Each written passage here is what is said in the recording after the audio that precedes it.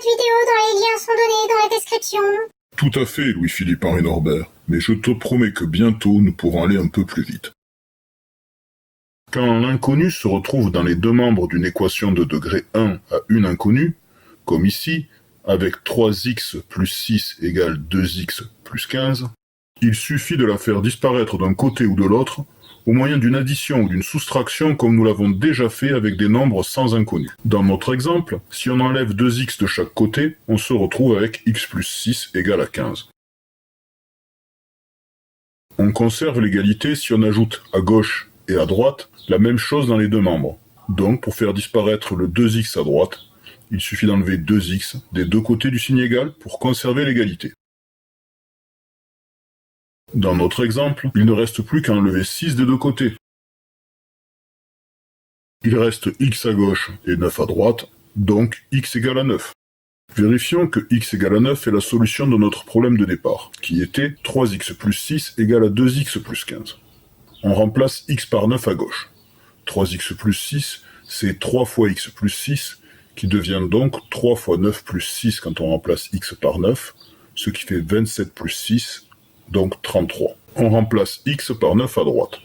2x plus 15, c'est égal à 2 fois x plus 15, qui est égal donc, si on remplace x par 9, à 2 fois 9 plus 15, c'est-à-dire 18 plus 15, donc 33. On retrouve bien le même résultat à gauche et à droite. Nous avons bien trouvé la bonne solution. On pourrait faire disparaître les 3x à gauche. Mais pour faire disparaître les 3x à gauche, il faudrait enlever 3x des deux côtés. Et il n'y en a pas assez à droite, non?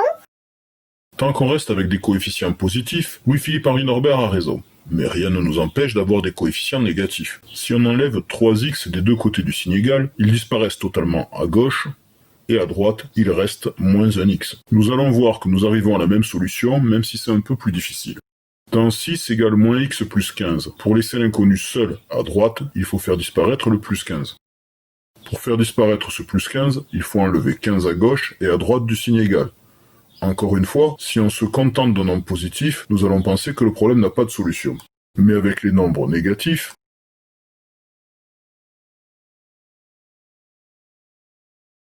il ne reste plus que moins x à droite et moins 9 à gauche. Si l'on prend l'opposé à gauche et qu'on prend l'opposé à droite, pour faire la même chose d'un côté et de l'autre du signe égal, afin de conserver l'égalité, on retrouve notre solution de tout à l'heure, x égale à 9. En résumé, quand l'inconnu se retrouve des deux côtés du signe égal, on la fait disparaître grâce à une addition ou une soustraction, exactement comme on le faisait déjà avec les nombres sans variables. Il vaut mieux la faire disparaître du côté où il y en a le moins, pour éviter d'avoir des coefficients négatifs.